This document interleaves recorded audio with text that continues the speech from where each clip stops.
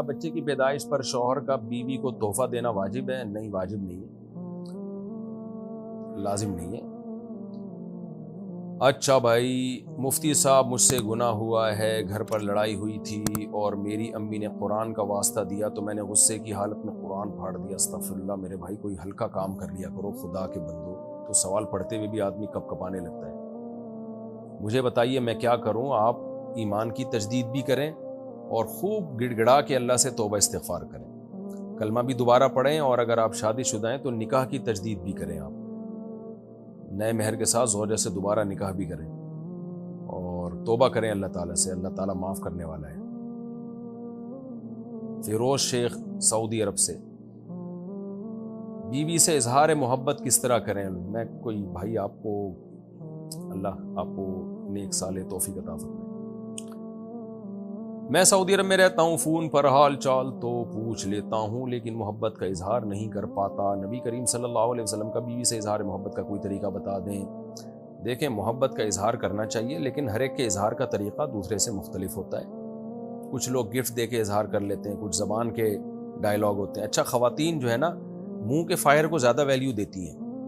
شوہر اگر منہ سے ڈائلاگ نکالتا ہے آئی لو یو، میں تم سے محبت کرتا ہوں، اس سے ایسے میاں سے زیادہ انسپائر ہوتی ہیں۔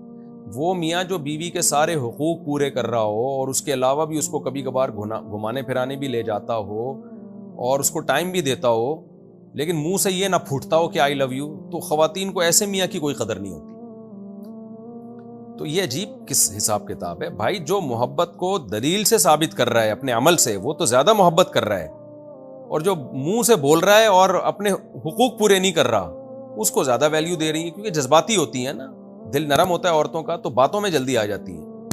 تو اس لیے میں خواتین سے بھی کہوں گا کہ آپ کا میاں اگر آپ کے بیسک حقوق پورے کر رہا ہے اور مناسب ٹائم بھی آپ کو دیتا ہے، کبھی کبھار آؤٹنگ پہ بھی لے کے نکل جاتا ہے اور کچھ جیب خرچی بھی دے رہا ہے آپ کو، تو اب اس کو آئی لو یو کہنے کی ضرورت ہے نہیں۔ یہ آپ سے محبت کر رہا ہے،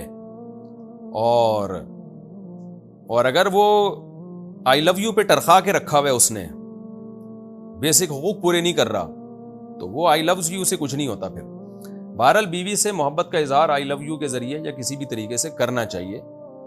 نبی صلی اللہ علیہ وسلم امی عائشہ، حضرت عائشہ رضی اللہ تعالیٰ عنہ جو ہماری ماں ہیں، ان سے کیسے محبت کا اظہار کرتے تھے؟ حضرت عائشہ فرماتی ہیں میں برتن میں جس جگہ منہ لگا کے پانی پیتی تو آپ صلی اللہ علیہ وسلم برتن گھماتے، اسی جگہ اپنے ہونٹ مبارک رکھتے